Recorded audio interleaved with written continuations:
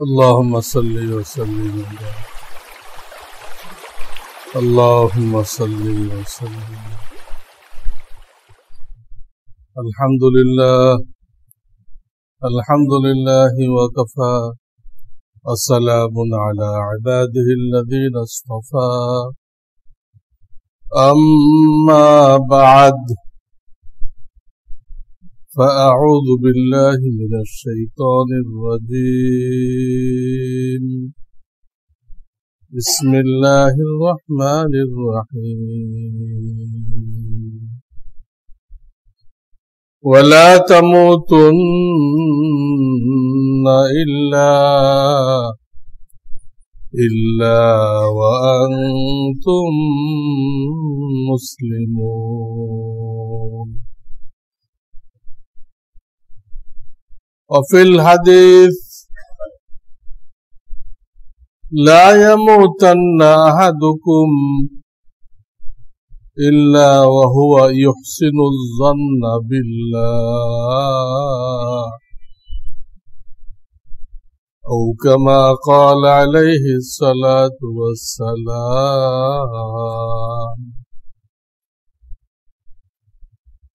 बुजुर्गान मुहतरम, বয়ান চলতেছিল দ্বীন ইসলামের মধ্যে সবচেয়ে গুরুত্বপূর্ণ,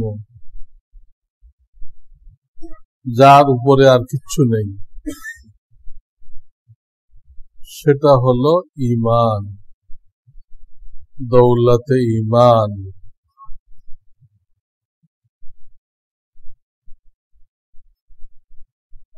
এই ঈমান নিয়ে যদি কেউ যেতে পারে, বিশ্বাসের সর্বনিম্ন স্তর যেটা, যার নিচে নামলে আর বিশ্বাস থাকে না, ওটাকে সংশয়, সন্দেহ বলে, সেটা তো ঈমান হয় না। সর্বনিম্ন স্তর, ওটাকে বলা হয় যাররা বরাবর ঈমান। এটাও যদি কারোর অর্জন হয়, আর কিছুই নেই, তো আল্লাহ রাব্বুল আলামিন সেই লোকটাকেও জান্নাত দান করবেন এবং নিজের কুদরতে দান করবেন, যেহেতু তার কোনো আমল নেই। এই জন্য কোন নবী রসুল আলাইহিমুস সালাম, কোন আউলিয়া, বুজুর্গ, ওলামা, হাফেজ, শহীদ, এরা তাদেরকে চিনবে না। আমল দেখা যায়, ঈমান দেখা যায় না। ঈমান তো কলবের ভিতরে থাকে। যাদেরকে আল্লাহ তাআলা শাফাআতের অনুমতি দিবেন, তারা এই লোকের ঈমান দেখতে পাবে না, এই জন্য শাফাআত করবেন, কিন্তু রব্বুল আলামিন নিজে তাদেরকে বের করবেন। এই জন্য এই বিষয়টা খুব বেশি গুরুত্ব দিতে হবে। ঈমান, আল্লাহ কাছে দোয়া করলেই এটা বলতে, আল্লাহ আমার মৃত্যুকে ঈমানের সাথে দান করো। মানুষেরা তোমার কাছে কত কিছু চায়, আমি তোমার কাছে তোমাকে চাই। কি করবেন? কোটি কোটি টাকা ব্যাংকে রেখে গেলেন, কি কাজে আসবে? খাইবেন তো 200 টাকা, কিন্তু ওই টাকাগুলো তো হিসাব দিতে হবে। হিসাব দিতে দিতে 500 বছর লাগবে। এই মুসিবত। তো বলেছিলাম, এই ঈমানের ব্যাপারে 4টা বিষয় খেয়াল রাখতে হবে। সঠিক বিশ্বাস, ঈমানকে গলত বিশ্বাস থেকে হেফাজত করা, ঈমানের মধ্যে কোনো গলত বিশ্বাস যেন না থাকে। 3 নম্বর বলেছিলাম ঈমানকে মজবুত করা, অন্যকে দাওয়াত দিলে আল্লাহ এই দাওয়াত দেনেওয়ালার ঈমানকে মজবুত করে দেন। তার কিসমতে হেদায়েত থাকলে পাবে, না থাকলে না পাবে, তার লাভ হোক বা না হোক, দাওয়াত যে দিবে তার লাভ হবেই। তো ঈমানকে মজবুত করা। চতুর্থ কাজ হলো মৃত্যু আসা পর্যন্ত 1 সেকেন্ডের জন্য ঈমান থেকে বিচ্যুত না হওয়া, ঈমান থেকে সরে না যাওয়া, ভিন্ন রকম বিশ্বাস দিলের মধ্যে না রাখা। সঠিক বিশ্বাস যেটা, ওর পরেই মৃত্যু পর্যন্ত কায়েম থাকতে হবে। وَاعْبُدْ رَبَّكَ حَتَّى يَأْتِيَكَ الْيَقِينُ। তো আলহামদুলিল্লাহ, গত জুমায় সঠিক বিশ্বাস কাকে বলে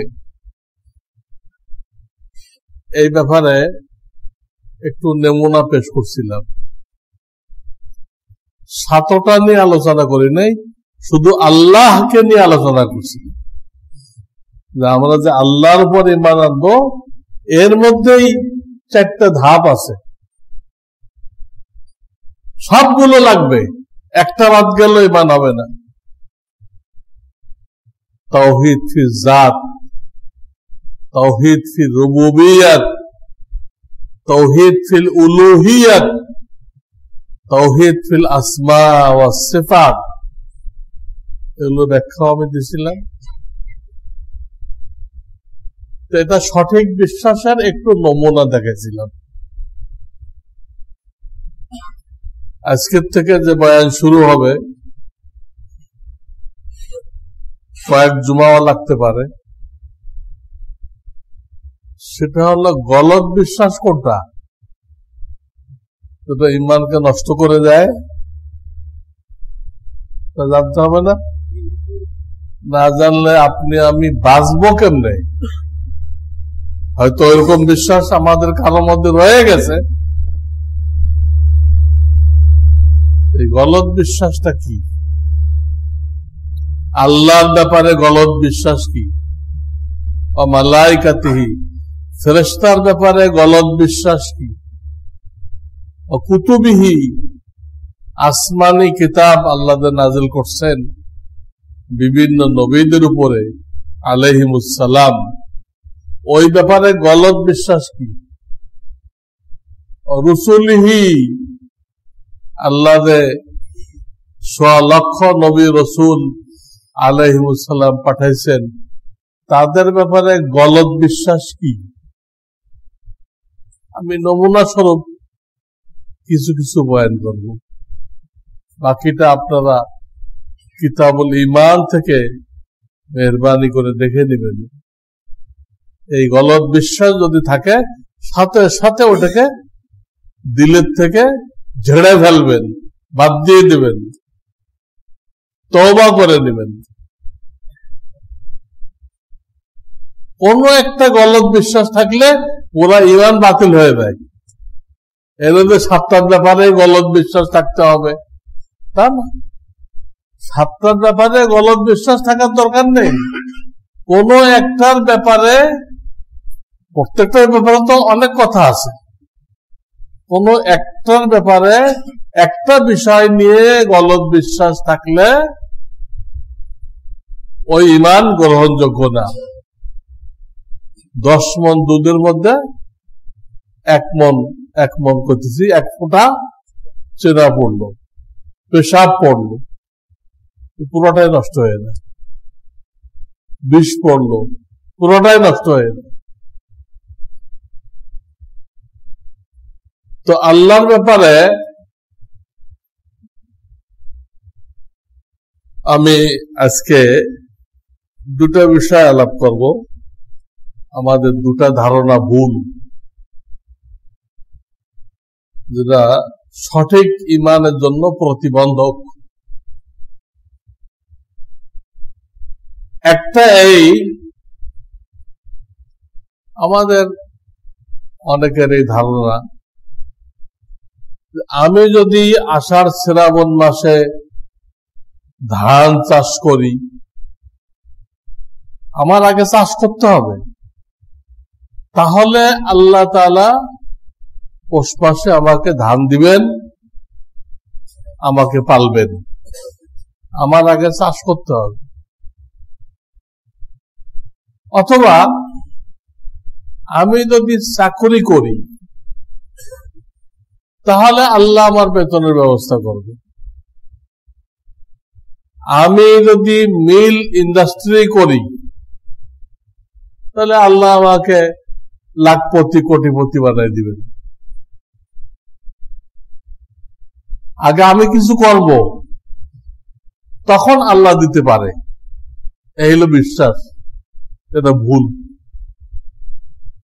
আল্লাহকে চিজ ও আসবাব এগুলোর মুখাপেক্ষী, আপনাকে আমাকে পালার জন্য এগুলোর মুখাপেক্ষী। আল্লাহ বানি ইসরাইলকে মূসা আলাইহিস সালাম সহ এক মাঠের মধ্যে, তার নাম ময়দানে তিহ, কোরআন শরীফে আসছে, ইয়াতিহুনা ফিল আরদি 40 সানা, দুনিয়ার কোনো কিছু ছাড়া তাদেরকে 40 বছর লালন পালন করছেন। কেউ ধান লাগায় নাই, কেউ গম লাগায় নাই, কেউ চাকরি করে নাই, কেউ মিল ফ্যাক্টরি করে নাই, কিচ্ছু করার নাই। সেখানে আল্লাহ আসমান থেকে রিজিক পাঠাই দিচ্ছে। 40 বছর, একদিন দুই দিন না। তাতে আপনি আমি এগুলো করব, ধান চাষ, চাকরি বাকরি, মিল ফ্যাক্টরি, কত রকম হালাল রিজিকের পন্থা আছে, এগুলো করব কেন? এটাও আল্লাহর নির্দেশ। তুমি কোন একটা হালাল সোর্স অবলম্বন করো, ওটার মাধ্যমে দিব আমি, ওটা দেনে হলো না। তুমি ওটা মাধ্যম হিসেবে গ্রহণ করো, কিন্তু বিশ্বাস রাখো কার উপরে? আমার উপরে। ওটা কিচ্ছু না। সব বছর কি ধান হয়? খেতের কি ক্ষমতা আছে? চাকরি করলে কি বেতন পাওয়া যায়? করোনার সময় কত লোক তো চাকরি চলে গেছে, কেউ অর্ধেক বেতন পাইছে, কেউ পায় নাই। চাকরির কি ক্ষমতা আছে? এই জন্য আল্লাহ একটা নিয়ম রাখছেন দুনিয়াতে, মাধ্যম গ্রহণ করো। এবং তিনি বলছেন ফরজ নামাজের পরে হালাল রিজিকের জন্য ফিকির করা, চেষ্টা করা, এটাও ফরজ। আল্লাহর এই হুকুমের জন্য আমরা করব, ধান চাষ করব, চাকরি বাকরি করব, দোকানদারি করব, করব, এর উপরে কোনো ভরসা করব না। বিশ্বাস থাকবে আমার রিজিক দাতা কে? আল্লাহ। আমি চাষ না করলেও তিনি আমাকে পালতে পারেন, আমি চাকরি না করলেও আমাকে পালতে পারেন, আমি মিল ফ্যাক্টরি না করলেও আল্লাহ আমাকে তার কুদরত দ্বারা পালতে পারেন। একদিক দিয়ে এগুলো ধরবেন, আর একদিক দিয়ে বিশ্বাস রাখতে হবে এগুলো ছাড়া আল্লাহ আমাকে পালতে পারে, আল্লাহ সেই ক্ষমতা আছে। এটা দেখানোর জন্যই তো বনি ইসরায়েলকে এক মাঠের মধ্যে 40 বছর পাললেন। ওদের কইছিল তোমার বাপ দাদার ভূমি উদ্ধার করো, ওখানে যে জিহাদ করো, ওটা উদ্ধার করো। ওরা যায় নাই, ওরা যায় নাই। কেন? ওখানে যে লোকগুলো দখল করেছিল এরা খুব মোটা তাজা, দেখলে ভয় লাগে। কিন্তু ওদের দিলটা খুব দুর্বল। দিলটা কি খুব দুর্বল। যদি শুনতে পায় কোন দিক দিয়ে কোন বাহিনী আসতেছে, এরা কে কোন দিক দিয়ে পালাবে কাউকে খুঁজে পাওয়া যাবে না। ওরা হিম্মত করলে কিন্তু কাজ হয়ে যেত। ওদের বাপদাদা জমিন শাম, যেটাকে আমরা বলি সিরিয়া, ওখানে আল্লাহ ঢুকতে গেছিল। ঢুকলে তোমরা জয়লাভ করবা। কিন্তু অত বড় বড় লোক দেখে না, এদের সাথে আমরা পারবো না। মুসা আলাইহিস সালামকে বললো, আপনি যান আর আপনার খোদা যাক, আমরা দুজন যান, যাই আগে ওটা খালি করেন, খালি করার পরে আমরা যাব। কোরআন শরীফের মধ্যে আসছে, ইযহাব আনতা ওয়া রাব্বুকা, আপনি যান আর আপনার রব যাবে, আপনার দুইজন যান। ইন্না হাহুনা কাঈদুন, আমরা এখানে থাকলাম, আপনারা আগেই করেন, ওটা খালি করেন। এটা হলো আল্লাহ নামে আসবে যুদ্ধ করার জন্য, আর আল্লাহ নামে আসা লাগে ওই কোন করলে তো সব মরে শেষ। এদের ইমানের পরীক্ষা নিচ্ছিলেন, কিন্তু এরা ফেল হয়ে গেল। তখন তাদেরকে আল্লাহ পরীক্ষায় ফেললেন। বাপদাদার জমিনে ঢুকলো না, অন্য কোথাও যাইতে চেষ্টা করলো। সকালে রওনা করে সন্ধ্যা পর্যন্ত হাঁটে, হাঁটে দেখে কোথায় আসছে, সকালে যে জায়গায় রওনা করছিল ওই জায়গায় আসছে। এই যে জিহাদ করলো না বাপদাদার জমিন উদ্ধার করার জন্য, এর শাস্তি আল্লাহ দিল। সারাদিন হাঁটো, হাঁটে সন্ধ্যায় কোথায় যাতে শুরু করছো ওই জায়গায়। ওখানে তো ময়দান, মাঠ, কিচ্ছু নেই, কি খাবে, কোন ঘর বাড়ি নেই। তখন আল্লাহ রাব্বুল আলামিন 40 বৎসর তাদেরকে দুনিয়ার কোন উপায় উপকরণ ছাড়া লালন পালন করছিলেন। তাদের সাথে মুসা আলাইহিস সালাম নিজে ছিলেন। ওই 40 বছরের মধ্যে মুসা আলাইহিস সালামের ইন্তেকাল হয়ে যায়। ওনার যিনি খাদেম ছিল ইউশা ইবনে নুন, তিনি পরবর্তী নবী হন। লম্বা কিসসা, আমি শুধু এতটুকু দেখাইতেছি, পুরা ঘটনা বলা উদ্দেশ্য না। আল্লাহ তো একটা নমুনা রাখছে আমাদের সামনে, আমি দুনিয়ার এগুলোর মুখাপেক্ষী না। যদিও তোমাদের জন্য আমি ফর্মুলা এটা রাখছি, তোমরা কোন একটা মাধ্যম গ্রহণ করবা, আমি ফর্মুলা রাখছি, আমি ওই মাধ্যম দিয়ে দিব। ওই মাধ্যমের কোনো ক্ষমতা নেই। মাধ্যমের পরে একিন করলে তোমার ইমান নষ্ট হয়ে যাবে। তোকে বিশ্বাস করতে হবে আমার আল্লাহ পাঠাচ্ছেন, এই মাধ্যম না থাকলেও পাঠাবেন। মাধ্যম না থাকলেও কত লোকের চাকরি চলে যায়, তারা কি না খেয়ে মরে গেছে?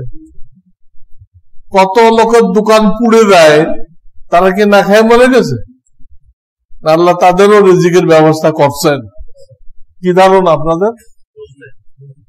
কত চাষিদের জমিনে ফসল হয় না, হঠাৎ কোত্থেকে পোকা এসে গেছে, সব ধান খেয়ে গেছে, বা একটা ঝড় হয়েছে, সব ধান গাছ পড়ে গেছে। ধান গাছ পড়ে গেলে তার ধান হয় না। ধান গাছ লাগানোর পরে একটা সময় আছে, ওই সময় ধানটা ফাঁক হয়ে যায়। প্রত্যেকটা ধান কি হয়ে যায়? ফাঁক হয়ে যায়। গেলে আল্লাহ ওখান থেকে কুয়াশা বা কি বলে শিশির, শিশির নাজেল করেন ওই ধানটা, প্রত্যেকটা ধানের মধ্যে। ওইটা লয়ে ধানটা আবার বন্ধ হয়ে যায়। বন্ধ হয়ে যাওয়ার পরে কিছুদিন ওই পানিটা, শিশিরের পানিটা দুধের আকারে থাকে, তারপরে যায় চাউলের আকার ধারণ করে। এই অনেকগুলো পর্ব আছে। শিশিরটাই চাউল হয়ে যেতেছে। এখন যে মৌসুমে শিশিরটা আসবে, ওর আগে যদি গাছটা পড়ে যায়, ধান গাছ খাড়া থাকলে শিশিরটা ঢোকে, পড়ে গেলে ঢোকে না, সব চিটা চিটা। এরকম তো অনেক বছর হয়। তো ওই বছর চাষিরা মারা যায়, আল্লাহ পালতেছে। তাহলে বিশ্বাস রাখতে হবে, এটা আল্লাহ মাধ্যম রাখছেন, আমাকে অবলম্বন করতে বলছেন, অবলম্বন করলাম। বাকি এইটা আমাকে পালনেওয়ালা না, পালনেওয়ালা কে? এটা না হলেও তিনি আমাকে পালবেন। দোকান পড়ে গেছে, আপনার হাত ফেল করার দরকার নেই, আপনাকে সেলাই লাগানোর দরকার নেই। ওটা একটা পিয়ন ছিল, এক পিয়ন চলে গেছে, আল্লাহ আর এক পিয়ন খাড়া করবে, কি হয়েছে? তিনি রিজিকের দায়িত্ব নিচ্ছে শুধু মানুষের না, সমস্ত প্রাণীর। স্থলে যত প্রাণী আছে তার থেকে বেশি প্রাণী পানির মধ্যে, প্রত্যেককে টাইম মতো রিজিক দিচ্ছেন। আমাদের তো কত রকম সোর্স আছে, তাদের তো চাকরিও নেই, মিল ফ্যাক্টরি নেই, কিচ্ছু নেই। হাদিসে আছে এই পাখিগুলো সকালে বাসার থেকে বের হয়, তাগদু খিমাসান ওয়া তারুহু বিতানান। এই পাখিগুলো বাসার থেকে বের হয় একদম খালি পেটে, আবার সন্ধ্যাতে ফিরে আসে ভরা পেটে। কে দিল? আমরা দিছি? আল্লাহ তার রিজিকের ব্যবস্থা করছে। আমরা যে তাওয়াক্কুল করে আল্লাহর উপরে, আমাদের কালে এইভাবে দিবেন, কোন মাধ্যম ছাড়া দিবেন। এখন হাজারো অলিউল্লাহ আছে, বুজুর্গানের দিন আছে, তারা কোন সোর্স ধরে না, কোন সোর্স অবলম্বন করে না, কিন্তু সেও খাইতেছে এবং তার ওসিলায় তার দরবারে হাজার হাজার লোক খাইতেছে। এই যত বড় পীর মাশায়েখের নাম শুনেন, এতে কোনো সোর্স ছিল না, কিন্তু দস্তরখানে এক এক অক্তে কয়েক হাজার লোক খাইত। প্রত্যেক আল্লাহ তো পাঠাইতো। এদের বিশ্বাস ঠিক রাখতে হবে। মেহনত না করলে বিশ্বাস থাকে সোর্সের উপরে। আল্লাহর হুকুম তাই ধরব, কিন্তু বিশ্বাস করব না। বিশ্বাস আল্লাহর উপর। আমি লাগাইলে আল্লাহ আমারে পালতে পারে, চাকরি করলে পালতে পারে, সব শিরকি আকীদা। আল্লাহ এগুলোর মুখাপেক্ষী না, আল্লাহুস সামাদ। দ্বিতীয় যে বিষয়টা বলতে চাই, এটা বেশিরভাগ আল্লাহ যাদেরকে টাকা পয়সা দান করছেন তাদের মধ্যে এই আকীদাটা দেখা যায়, ভুল আকীদা। তারা দেখা যায় মসজিদ মাদ্রাসার জন্য লাখ লাখ টাকা ব্যয় করে। এটা দ্বিতীয় পয়েন্ট। কিন্তু তার সন্তানকে ওই মাদ্রাসায় দেয় না। তার বিশ্বাস যে এই কোরআন কিতাবের লাইন যদি পড়াই তাহলে আমার ছেলে চলবে কেমন, খাবে কোত্থেকে, খাবে কোত্থেকে? এই যে গলত বিশ্বাস, খাবে কোত্থেকে? আর যদি আল্লাহর দুশ্মনের লাইনে পড়াই, ব্রিটিশ সিলেবাস পড়াই, আমেরিকান সিলেবাস পড়াই, তাহলে আমার ছেলে খাওয়ানোর আর কোনো অসুবিধা থাকবে না। আল্লাহর দুশ্মনের লাইন পড়াইলে খাওয়া দাওয়ার কোনো সমস্যা থাকবে না। কিন্তু স্বয়ং রব্বুল আলামিন লৌহে মাহফুজ থেকে কোরআন নাযিল করলেন, এইটা পড়াইলে খাওয়ান পাইব না। কি পরিমাণ গলত বিশ্বাস আল্লাহর উপরে, যে আল্লাহটা পড়াইলে খাওয়া পাবে না, আর আল্লাহর দুশ্মনের সিলেবাস পড়াইলে খাওয়া পাবে। আল্লাহর সাথে কি পরিমাণ কুধারণা, গলত বিশ্বাস, লজ্জাকর বিষয়। তুমি মুসলমান, তুমি নামাজে আসো, আর তোমার বিশ্বাস যে আল্লাহ দুশ্মনের সিলেবাস পড়াইলে আমার ছেলে ইজ্জত সম্মান পাবে, এমপি হবে, কত কিছু হবে, আমার ব্যবসা সামলাবে, কিন্তু কোরআন কিতাব পড়াইলে তো পারবে না। যে কোনো দুনিয়াদারকে নিয়ে আসেন আমাদের সাথে কথা বলতে, তারা কি বেশি বুঝে দেখি। আমরা ডাক্তারিও পড়ি নাই, ইঞ্জিনিয়ারও পড়ি নাই, কোনো কিছু ওগুলো আমরা পড়ি নাই। কিন্তু আপনারা যে যেটা পড়ছেন ওটাতে আপনাকে ভুল ধরতে পারবো আমরা। কোরআন কিতাব এমন একটা এলেম, এর উপরে কোনো এলেম নেই, কোনো জ্ঞান নেই। ঠিক তো আমরা মুখে বলি না, কিন্তু ছেলে মাদ্রাসায় দিবেন, ঠিক তো করতেছেন আমার বয়। আর বিশ্বাস নয় কথা বলেন, আমাদের সাথে কথা বলেন। আপনি ইঞ্জিনিয়ার হলে আপনার ইঞ্জিনিয়ারিং লাইনে ভুল ধরবো আমি, ইনশাআল্লাহ। যে বিল্ডিং উদ্ধার হয়েছে 20 বছর পরে, এই বিল্ডিং এর সাইড ইঞ্জিনিয়ার আমি ছিলাম, বিশ্বাস করেন? আমি কি ইঞ্জিনিয়ারিং পড়ছি নাকি? বুয়েট তো পড়ি নাই, সলিমুল্লাহতেও পড়ি নাই, কোনটাই পড়ি নাই।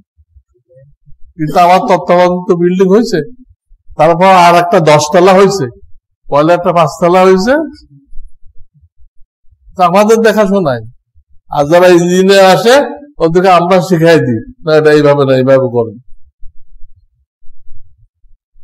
আমার এখানে চার্টার্ড অ্যাকাউন্ট আসে হিসাব করতে, ওদের হিসাব আমরা শিখাই দিই, আপনি এটা এইভাবে করলে ঠিক হবে, আপনি যেভাবে করতেছেন হবে না। চার্টার্ড অ্যাকাউন্ট আমি পড়ছি, সিএ ফার্মে পড়তে হয়, অন্ত পাওয়া রাখি নাই আমরা, ওদের ভুল ধরতে পারি। কোরআন কিতাব এমন একটা বিদ্যা, কিন্তু মুসলমানের এই বিদ্যার উপরে কোনো বিশ্বাস নেই।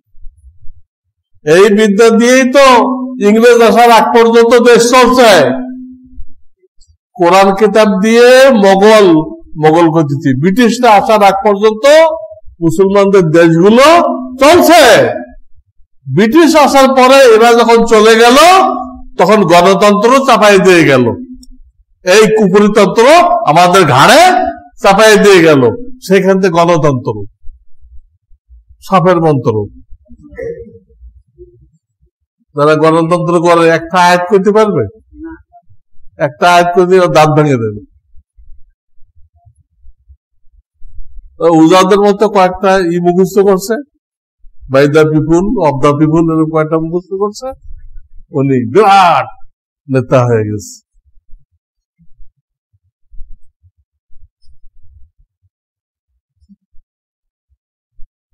কত বড় বড় শিক্ষিত লোক আসে,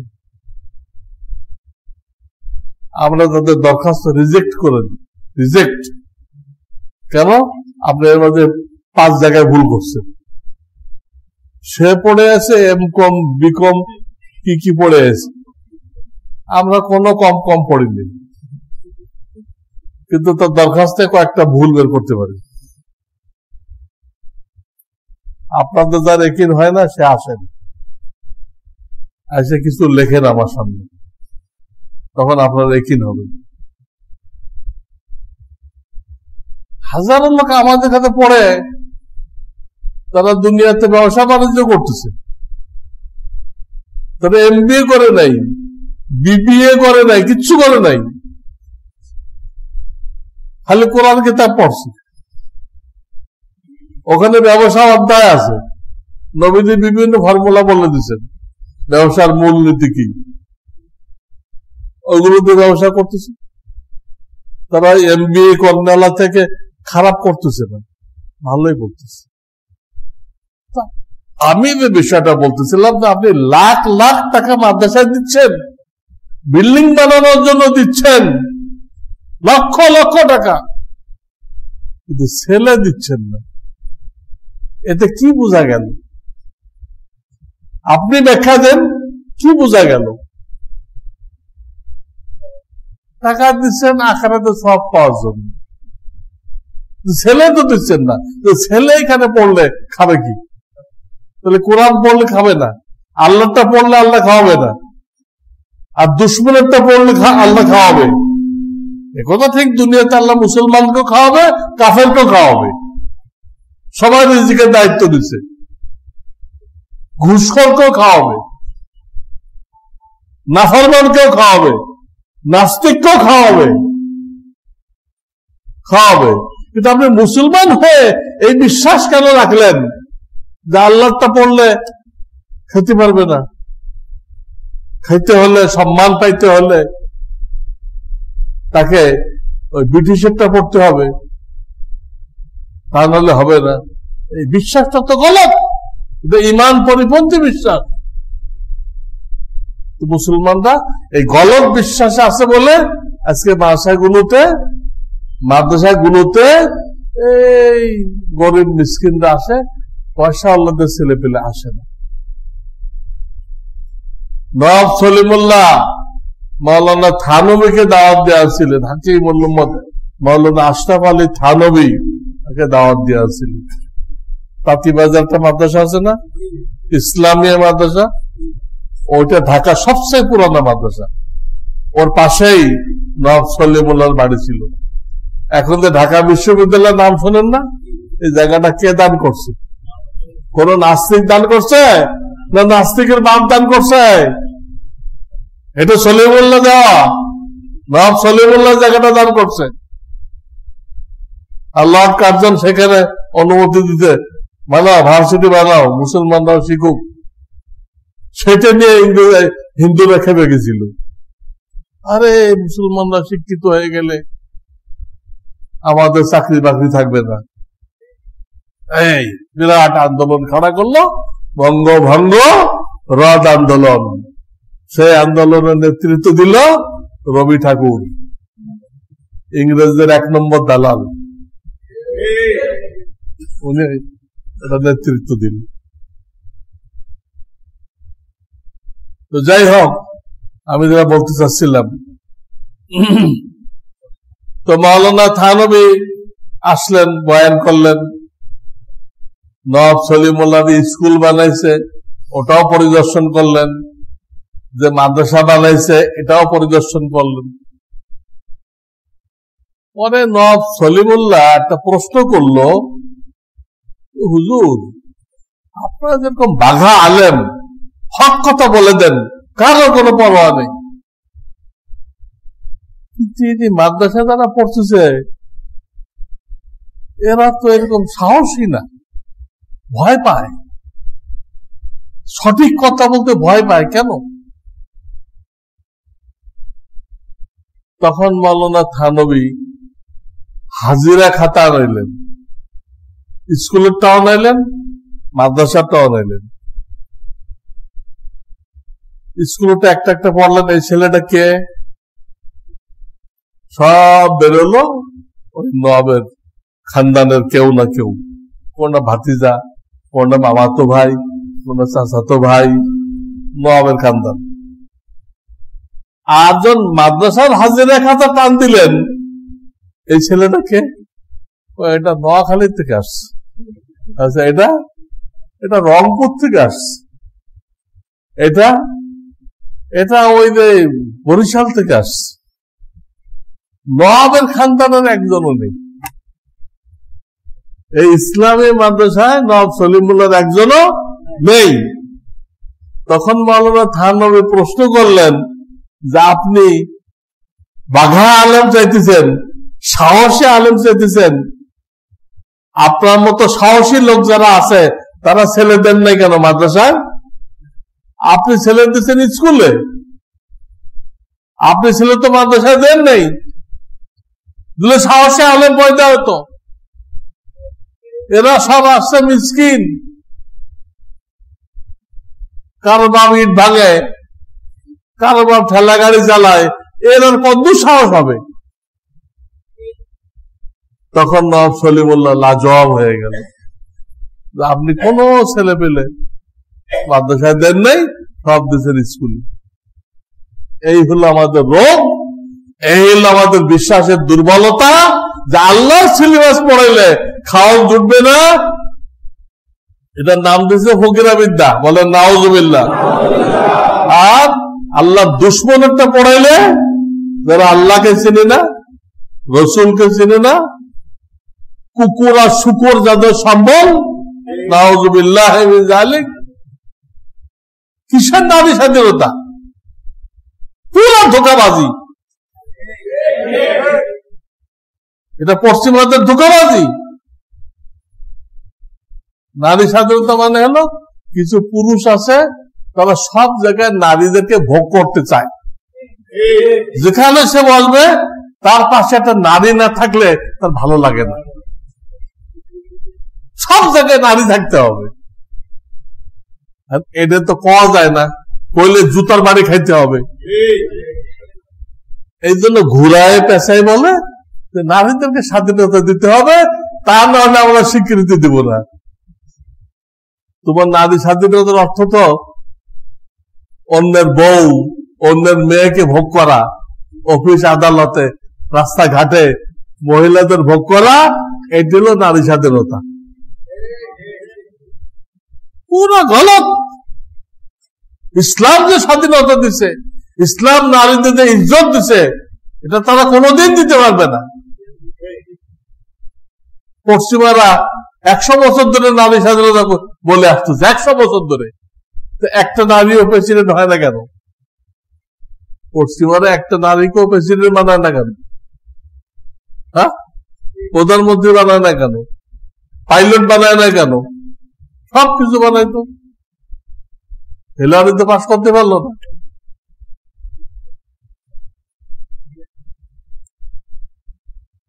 নারী স্বাধীনতা করতেছে, কিন্তু কোন বড় পোস্ট তাদেরকে দিবে না, তাদের মজুরিও পুরুষের তুলনায় নামে মাত্র। কি স্বাধীনতা হইল? কি ইজ্জত দিলে তুমি?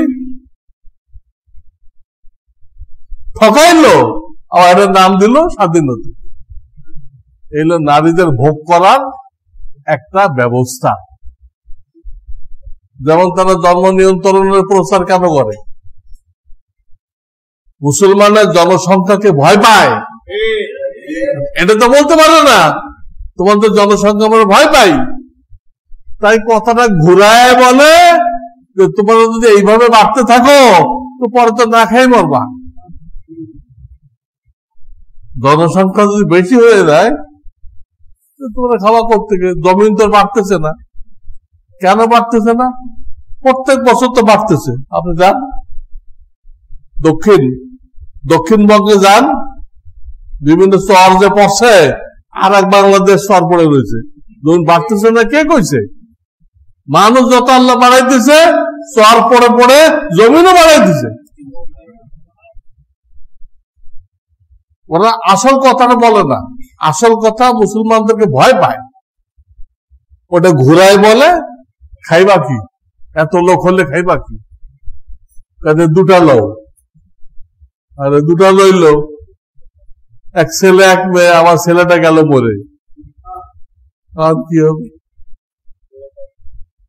আর হায় হতাশ করতেছে। তো যাই হোক, আমার মূল কথাটা বুঝতে চেষ্টা করেন যে আমরা পয়সা করে দেই মাদ্রাসায়, কিন্তু ছেলে দেই না। এইখানে আমাদের বিশ্বাসের ত্রুটির বড় দলিল এইটা। তাদের ছেলে পেলেকে মাদ্রাসায় দেন, ইনশাআল্লাহ সে না খেয়ে থাকবে না এবং দুনিয়া কম বুঝবে না। ও বড় বড় ইঞ্জিনিয়ারকে পরিচালনা করতে পারবে, ইঞ্জিনিয়ারকে পরিচালনা করতে পারবে, তাদের শিখাইতে পারবে, শিখাইতে পারবে।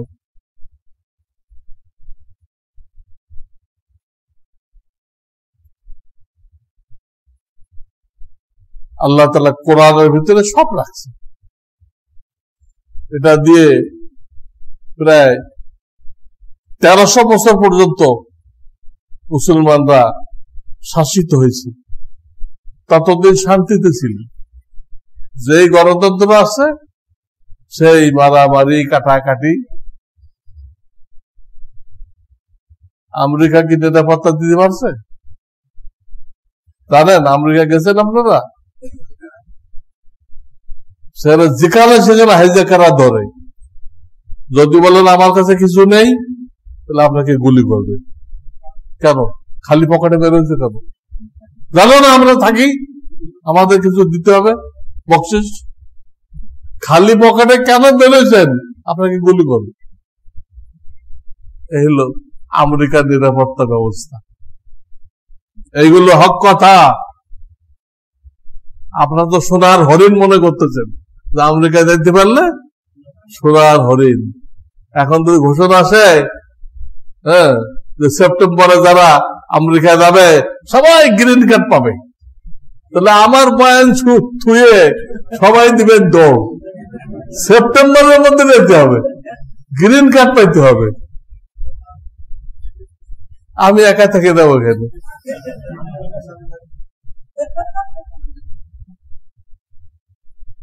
বুঝে দুনিয়ার পরে কি একিন আমাদের, আল্লাহর পরে একিন নেই, অথচ সেখানে শান্তি নেই। শান্তি মুসলমানদের দেশে আছে। যেসব দেশে পারিবারিক বন্ধন আছে ওইসব দেশে শান্তি আছে। তাদের পারিবারিক বন্ধন বহু আগে শেষ হয়ে গেছে, শেষ হয়ে গেছে।